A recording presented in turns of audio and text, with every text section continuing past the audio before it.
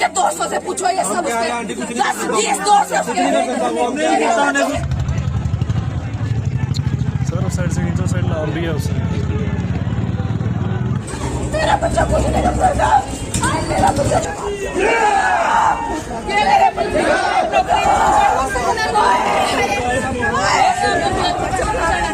नहीं कर सकता। मेरा बच्चा कर सकता कुछ हो, केड़ा दुख तकलीफ ऐसी कुछ करने वाली उनका अपने फंगे उठेगा। कुछ नहीं कर सकता मेरा। अमर रहे, अमर रहे। We want justice, we want justice, we want justice, we want justice. रक्षित चौधरी बड़ी हमारे बच्चे इस बच्चे को क्या चाहिए? हमें क्या चाहिए? हमें क्या चाहिए? रक्षित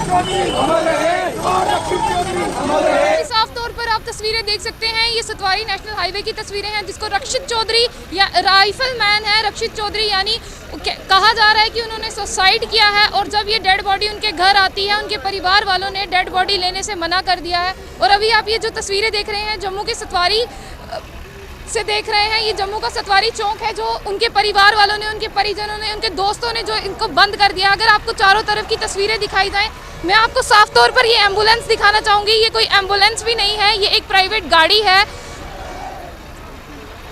आप देखेंगे जब इंडियन आर्मी से या कोई आर्मी मैन या पुलिस मैन कोई शहीद होता है तो उसको पुलिस की गाड़ी में या आर्मी की गाड़ी में भेजा जाता है। यहाँ पर आप साफ तौर पर तस्वीरों में देख सकते हैं, यहाँ पर एक प्राइवेट गाड़ी में उनको भेजा गया है। उनके जब ये शव उनके घर पहुँचता है तब उनके परिजनों ने, उनके माता पिता ने शव को लेने से मना कर दिया। तो आप साफ तौर पर देख सकते हैं कि ये शास्त्री नगर के रहने वाले थे रक्षित चौधरी, 22 वर्षीय राइफल मैन।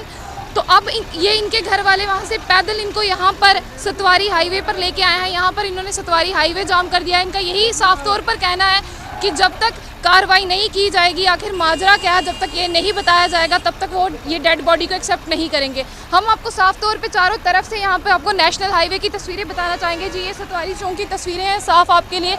आप देख सकते हैं चारों तरफ से उनके परिजनों ने इस रोड को बंद करके रखा है। आप साफ तौर पर यहाँ पर रश देख सकते हैं। ये जो सामने की तस्वीरों में आपको ये जो गाड़ी दिखाई दे रही है, इसी में रक्षित चौधरी, शहीद रक्षित चौधरी जी का शव है इसमें। अगर हम आपको उस तरफ की तस्वीरें बताएं, उस तरफ भी उनके परिजनों ने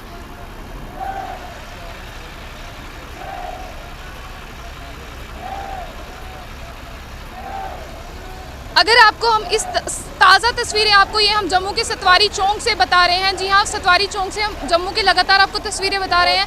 अगर हम आपको साफ तौर पर बताएं कि चारों तरफ से यहाँ पर जाम लगा हुआ है, लोगों का हुजूम आपको देखने के लिए मिलेगा। लोग साफ तौर से यहाँ पर इंसाफ की मांग कर रहे हैं। हम आपको फिर से एक बार बताना चाहेंगे कि ये राइफल मैन है 22 वर्षीय रक्षित चौधरी, इनका घर शास्त्री नगर में है।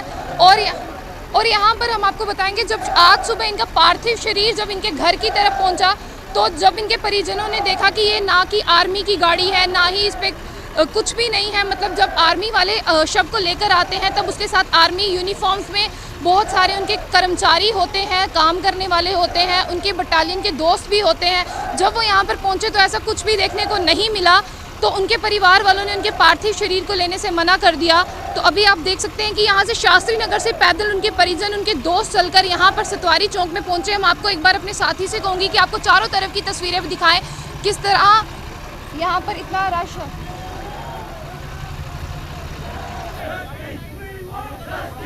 आप साफ तौर पे ये तस्वीरें हम आपको दोबारा दिखाना चाहेंगे। हम आपको दिखाना चाहेंगे कि किस तरह उनके परिजन यहाँ पर रास्ते को ब्लॉक करके बैठे हैं। हम उनके परिजनों से बातचीत करना चाहेंगे। मैं अपने साथी से कहूँगी वो थोड़ी आगे हैं। जी सर, आपका नाम? मेरा नाम विशाल चीमा जी। हमें जस्टिस चाहिए। हमारा सर, हमारा भाई था, वो इंडियन आर्मी में था और उसकी बॉडी इन्होंने ऐसे भेजी है। ऐसे कोई सिविलियन भी नहीं करता यार।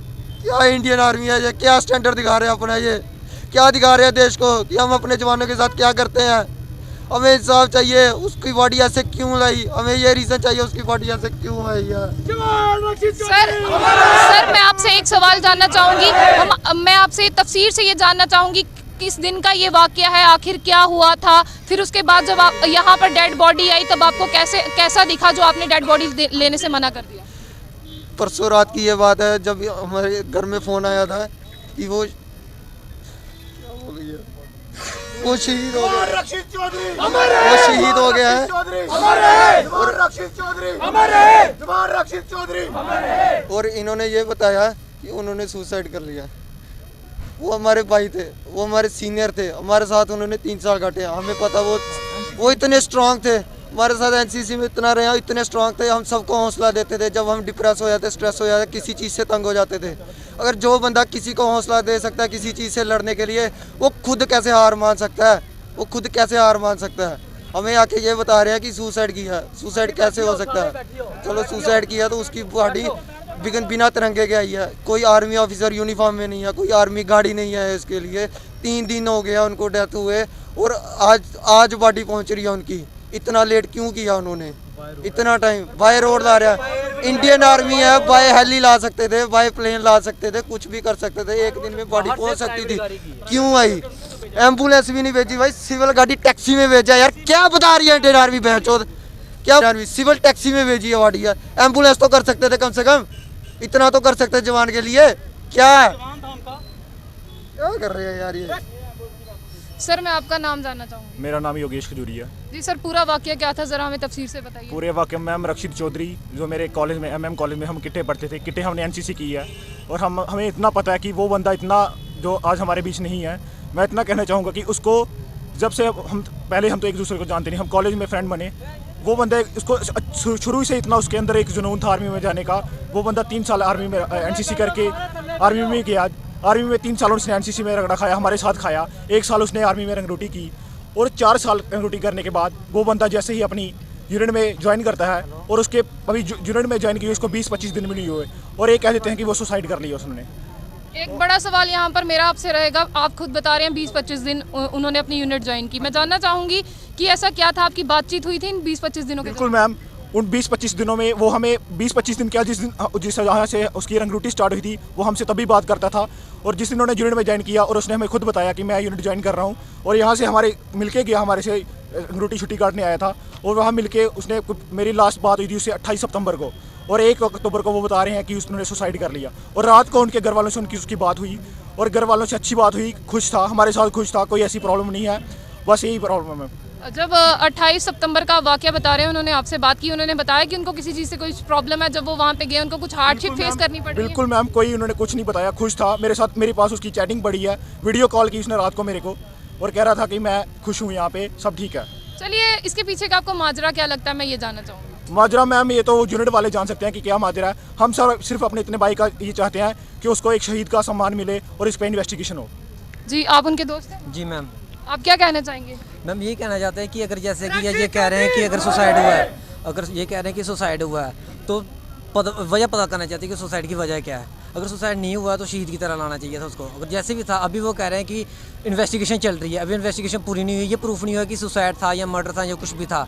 अभी अगर इन्वेस्टिगेशन चल रही है, प्रूफ होने के अभी प्रूफ नहीं हुआ, उससे पहले इन्होंने कि एक ऐसा मतलब कि किया है कि एक जैसे लेबर को लाया जाता ना, उस तरह से लाया। आप देख सकते हैं मैम कैसे एक प्राइवेट गाड़ी में लाया गया, कोई यूनिफॉर्म नहीं, कोई कुछ नहीं, कुछ मतलब एक आर्मी का किसी को देख के ये बता नहीं सकता कि ये आर्मी का जवान था या आर्मी का कुछ था। अगर जैसे कि कह रहे हैं कि अगर उसने प्रेशर नहीं झेल पाया वहाँ पर जाके, 3 साल NCC भी की, 1 साल उसने रंगरूटी भी की। रंगरूटी करने के बाद ऐसा क्या था कि 1 महीना ऐसा क्या प्रेशर दिया उन्होंने कि वो नहीं झेल पाया। वो तो फिर उनकी गलती है ना, कि प्रेशर ऐसा प्रेशर क्या दिया जो रंगरूटी झेल गया और 1 महीना यूनिट में झेल नहीं पाया। कभी वो कहते, अभी वो सिविल जैसे वो भी आर्मी पर्सन जो आए थे उनके साथ, वो भी सिविल ड्रेस में थे, वो कहते पहले वो कहते कि अकेला था, फिर वो कहते नहीं सुसाइड किया। जब पूछा कि किसने देखा सुसाइड करने, कहता सामने। कहीं ना कहीं उनके बयानात मैच नहीं हो रहे। बिल्कुल, कभी वो कह रहे हैं कि वो सुसाइड था, ठीक है मैम, 1 मिनट के लिए मान भी लेते हैं, 1 मिनट के लिए मान भी लेते हैं वो सुसाइड था, पर हम ये वजह जानना चाहते हैं कि वो सुसाइड किसकी वजह से था, जिसकी वजह से सुसाइड था वो भी बताओ ना, जिसकी वजह से या किसी ने उसको कुछ बोला। ये नहीं कह रहे कि वो यूनिट में था। अगर इन्वेस्टिगेशन हो, अगर हमारे में से कोई निकलता, हम यहाँ से कोई लोकल निकलता है जो उसके कोई घर से निकलता है जिसकी वजह से सुसाइड किया, वो पता चलना चाहिए कि क्यों सुसाइड किया। पहली बात हुई। दूसरी बात हुई, हम ये चाहते हैं कि जैसे इंडियन आर्मी को, इंडियन आर्मी के सोल्जर को जैसे एक लास्ट मतलब रिस्पेक्ट से सम्मानित किया, जैसे उसके रिस्पेक्ट के साथ में पूरा सम्मानित करके उसका अंतिम संस्कार किया जाता है, एक ऐसा संस्कार होना चाहिए उसका, जैसे मैम चाहते हैं। मैं ये चाहता हूँ कि बिना इन्वेस्टिगेशन जब तक उनका कोई हल नहीं निकला, उन्होंने कैसे कह दिया कि ये सुसाइड केस है और कैसे उन्होंने बिना शहादत किए उसको यहाँ पे भेज दिया। जहाँ तक कि मैं अगर हम अभी रक्षित का शहादत के साथ उन्होंने नहीं भेजा। अगर कल को वो सुसाइड केस नहीं निकलता तो क्या दोबारा हमारा भाई वापस देंगे? दोबारा उसको शहादत का सम्मान मिलेगा? हम बस ये चाहते हैं कि हमारे भाई को शहादत का सम्मान मिले। साफ तौर पर देख सकते हैं ये रक्षित चौधरी के दोस्त हैं। बहुत से सवाल हैं इनके एडमिनिस्ट्रेशन को लेकर। वहाँ के ये नहीं मानते कि उन्होंने सुसाइड किया है। इनके बयान में ये है कि जांच होनी चाहिए, पूरी निष्पक्ष जांच की मांग कर रहे हैं। ये इनका कहना है कि कड़ी परीक्षा और श्रम करने के बाद आर्मी में वो गया था। उनके हालात ऐसे नहीं लगते वो सुसाइड कर सकते हैं। डेली इनसे बात होती थी, वो खुश थे। आखिर ऐसा क्या हुआ 20-25 दिनों में कि उन्होंने सुसाइड कर लिया? मेरे बच्चे को सभी मिलकर इंसाफ दिलाइए। मेरे बच्चे को मेरे बच्चे को इंसाफ दिलाओ। मेरे बच्चे की 8 बजे मेरे से बात हुई, कुछ कोई परेशानी नहीं। मैंने इसको पूछा, कोई मैं जब उसको फ़ोन करती थी तेरे को पैसे चाहिए, जब मेरे मैसेज होता था मेरे व्हाट्सएप मेरा चेक कर लो, कोई तेरे को कोई परेशानी नो माँ, कोई पैसा चाहिए ना माँ, कोई चीज़ की ज़रूरत ना। हाँ अभी उसने बोला मुझे फ़ोन और एयरटेल की सिम भेजो, मेरा नेटवर्क नहीं चलता है। उसके बाद उसने कोई परेशानी नहीं बोली। मैंने अभी कोरियर ढूंढ के कहाँ से उसको भेजा, बोलते कोरियर इसका पहले दिल्ली जाएगा, सीधा नहीं जा सकता। जब उसको सिम मिल गई तब उसने मेरे से बात की। आखिरी बार आपकी बात कब हुई थी? मेरी 8 बजे बात हुई है। मेरी 8 बजे पूरे बात हुई है। 2-3 बार 1.5 मिनट की बात हुई है। 8:30 बजे उसका फ़ोन। उसके बीच में आपको कुछ लगा बात के बीच में? मेरे को कुछ नहीं लगा। मेरे उससे पहले मैसेज था, उससे फ़ोन के दौरान कुछ नहीं। हाँ नेटवर्क नहीं था इसलिए उसने बोला मेरा फ़ोन मम्मा कट रहा है, मैं ड्यूटी पे जाके फ़ोन करता हूँ। आखिर ये कहना है कि वो प्रेशर नहीं झेल पाए, आप इस चीज़ को मानते कौन हैं? कैसा प्रेशर? उसने जब रंगूटी की तब प्रेशर नहीं था उसको। जब उसने रंगूटी की तब प्रेशर नहीं था। कितनी हार्ड प्रेशर होता है जब रंगूटी होती है। अब क्या था, ड्यूटी देनी थी? अब ड्यूटी देनी थी, प्रेशर होता है रंगूटी के टाइम। उसके उस्ताद से पूछो वो कैसा बच्चा था।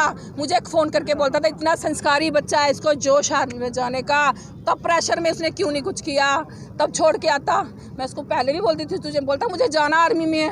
मैं बोलती थी तू पुलिस देखना, कोई और देख लेना, मुझे जाना आर्मी में है। उसको जब जाना आर्मी में था तो वो प्रेशर नहीं क्या देख सकता था? उसके दोस्तों से पूछो वो कितनी मेहनत करता था। प्रेशर किस चीज़ का था? ड्यूटी का प्रेशर।